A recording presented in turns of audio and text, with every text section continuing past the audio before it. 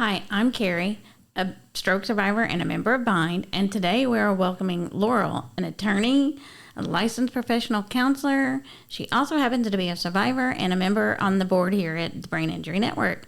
So welcome, Laurel. Welcome to Bindwaves, the official podcast of the Brain Injury Network of Dallas. I'm Brian White, Bind's Executive Director. On each episode, we'll be providing insight into the brain injury community. We'll be talking to members and professionals regarding their stories and the important role of Bind's Clubhouse. We work as a team to inspire hope, community, and a sense of purpose to survivors, caregivers, and the public. Thank you for tuning into Bindwaves. Let's get on with the show. Thank you so much for having me, Carrie, and I'm really excited about spending this time with you. I'm excited too. It should be fun. So for our listeners, I know you, obviously, but for our listeners, just tell us a little bit about yourself. Well, right now, I am an attorney and also a licensed professional counselor supervisor, and my law practice is composed of two different aspects. One is family law and divorce in the Dallas-Fort Worth area. The other is statewide representation of other therapists in the state, such as social workers, LPCs, LMFTs, psychologists, LCDCs, those type of the licenses. whole alphabet. Yeah, We don't know what any mental of that health means, but licenses. Okay. And you're also the mom of a sweet little pup. Oh, yes, I am. We Miss love our Lucy dogs. girl, and I have a 20-year-old son who is the most adorable person in my life. Wonderful, wonderful. So, we're just going to jump off in the bat and say, so how did you acquire your brain injury? I had my brain injury when I was 17, and I had numerous physical issues before we actually figured out what it was. So I had an ulcer.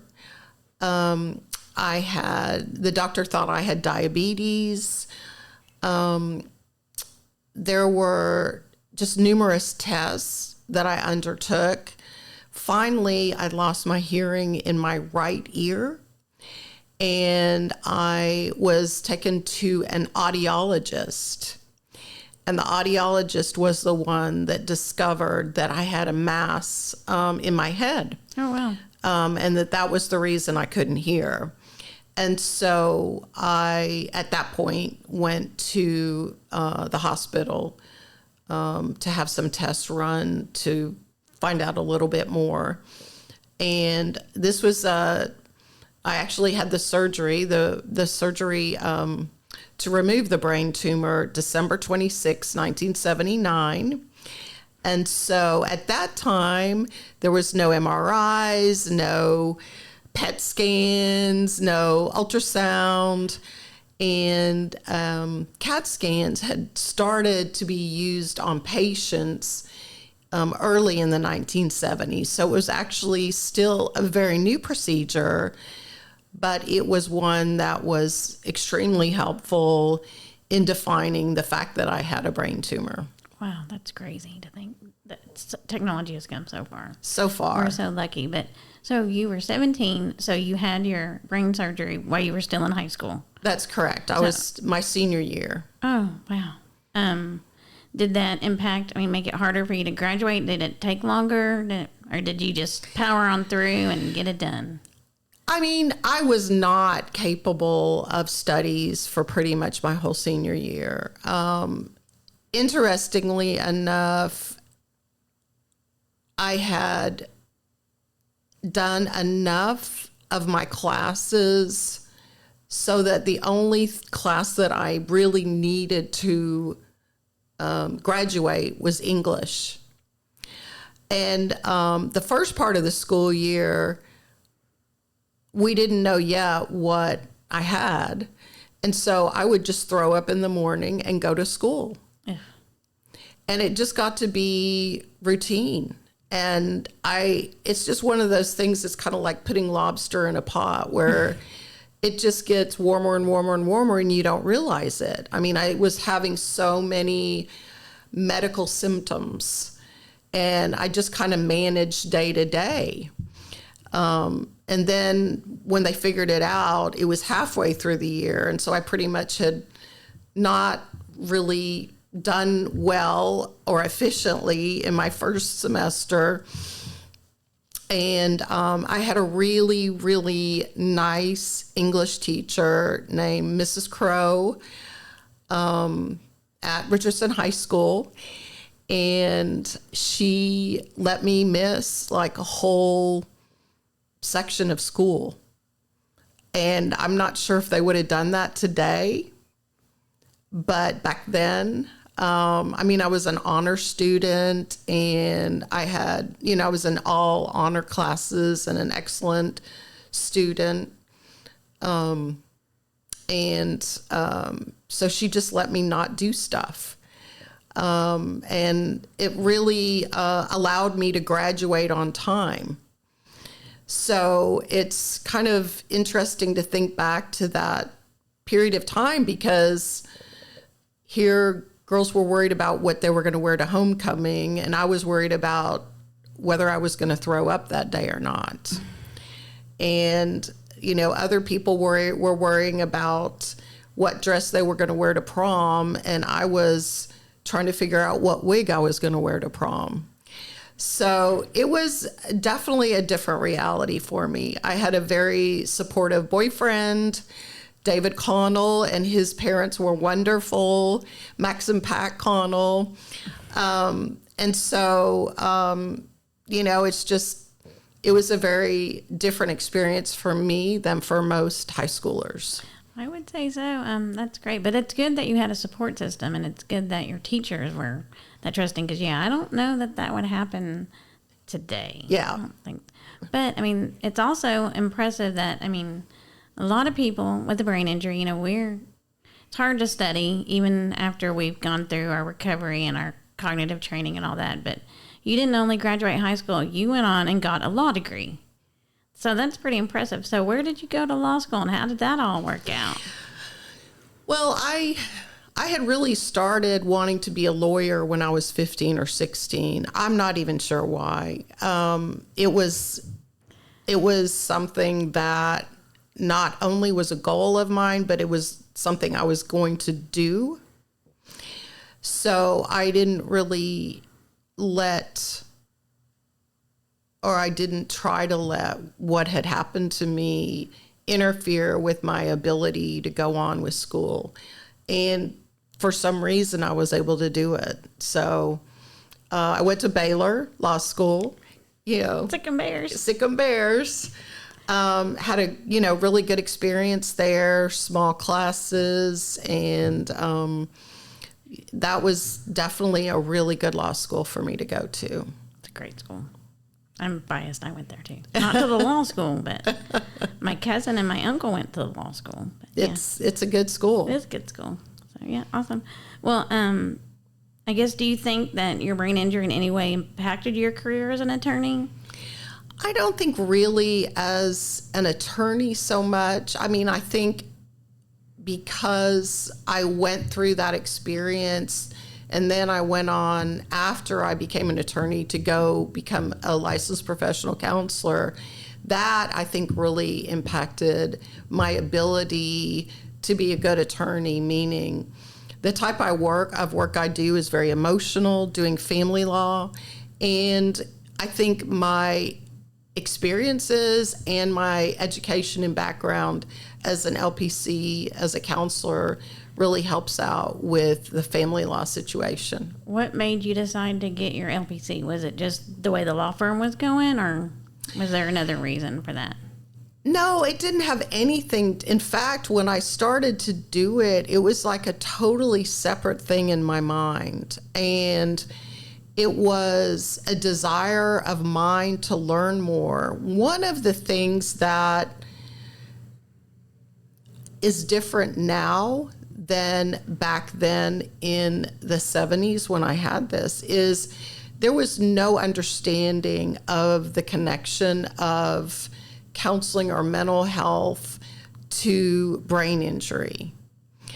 And, nowadays you have social workers that work in children's hospitals, other hospitals. You have counselors that work, pain rehabilitation or the other brain injury rehabilitation facilities. And back then, there was just no understanding at all of the connection between the medical aspect of a brain injury and the emotional aspect. And I recognized that I had a lot of emotional baggage, obstacles, issues because of my brain injury that had not been dealt with, that I wanted to learn more about. And I think that's why I decided to start going to the counseling school. I'd started to go to counseling, and then I enjoyed it so much. I was like, maybe this is something that I could do. So I decided to take one class and see what it felt like for me. And I just enjoyed it so much. And so I just kept going until I got my counseling degree. And then I took my state license. That's awesome. That's really great. Do you think that because you had a brain injury that like helps you to be a counselor? Oh, absolutely. Absolutely. Because I can relate so much to so many things that people talk about. I mean, you said it yourself, I'm a survivor, which means there have been experiences and things that I've gone through. I know that one thing that I experienced much more severely, probably, 10 years after my surgery, was I had survivor's guilt. Why was I able to, fairly recover? At least it looks like that from the outside, that I've recovered, and able to go on to, I have 2 master's degrees, I have a law degree, and on paper, it looks like a successful resume. Why was I able to do that? And there's so many people who tried just as hard and who are just as worthy that do not have the same experiences. And so I know that was something I really struggled with for many years. That's interesting. Because, we all know every brain injury is different. The listeners have heard this. Y'all hear us say it all the time. But that is one thing that I try to tell new brain injury patients. Don't compare yourself to other brain injury patients. When you're in the big therapy room and you're all working on your PT and their PT, and you see someone that you feel like has had the exact same kind of stroke as you or whatever it may be, and they're using both their arms and they're working hard, and you've got, like me, you've got one arm that just won't work and won't function. Don't focus on that other person and how well they're doing and how bad you're doing. You've got to focus on you and what you can do and work on it. And like I said, my left arm has never come back, and I don't focus on that as a negative. I had a wonderful OT who taught me how to live with it not being functioning. And so I'm not going to say that. I was going to say I'm not jealous. I'm a little jealous, but fortunately I had finished college before my brain injury, because I don't think I would even have the energy or the desire to go back and do that now. But then again, I'm a little older now too. So. Well, I think so much of societal expectations are in some way, people see that, people experience that, people know that. And there's so much unknown about brain injuries and appropriate ways to talk with people with brain injuries about kind of what's going on with them. Sure. Yeah, and I think the counseling is a lot of people don't realize maybe you do need counseling. I didn't want it. But, I took advantage of what I could, but yeah, I get that. But so how do you use your LPC now? Do you use it within your law firm, or is it like 2 separate jobs? For about 10 years, I did 2 separate jobs. And then I decided to just focus on my law career. So now I have my LPC license, but I do not practice as an LPC at all. I do not practice as a counselor. So I just use my counseling skills with my family law clients. And obviously, when I'm assisting counselors with a complaint they got with the state, or needing a deposition or records requests, something like that. Of course, I'm able to draw upon both my legal knowledge and also my experience as an LPC. That's awesome. Okay. I'm going to take a quick little break here and just remind our listeners to go ahead and click that like button, click that share button. If you're on YouTube, click that notify button. Just click all those happy buttons. Okay. So, now, what was I going to say? I guess one of our members asked, what type of time management skills do you use to go between? Well, we didn't even talk about that yet. Let's back up before I ask that question. So I mentioned you're also on the board here at Bind. Correct. So how did that happen? Really, it started because I started giving money to Bind, and the executive director would write me sweet notes thanking me for the donation. And so at some point, I was doing a lot of dog rescue stuff, which I really enjoyed. At some point, I decided that I wanted to make a change. And so I was aware of Bind through kind of that interaction. And so, yeah. So here you are. Here I am. Awesome. I do want to say, though, that I do have, still have symptoms of my brain tumor or my brain injury that are not readily noticeable. One of the difficulties I have is swallowing. And so I had to really learn to eat again. And that swallowing is probably one of the biggest problems I still have, is choking on my food or swallowing or things like that. My hearing did not come back 100%, but it's fairly good. And then I think you and I have talked before about the fact that every once in a while I just become unconscious. We all have those brain farts, yeah.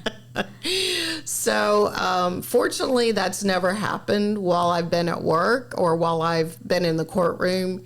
I think God watches out for me.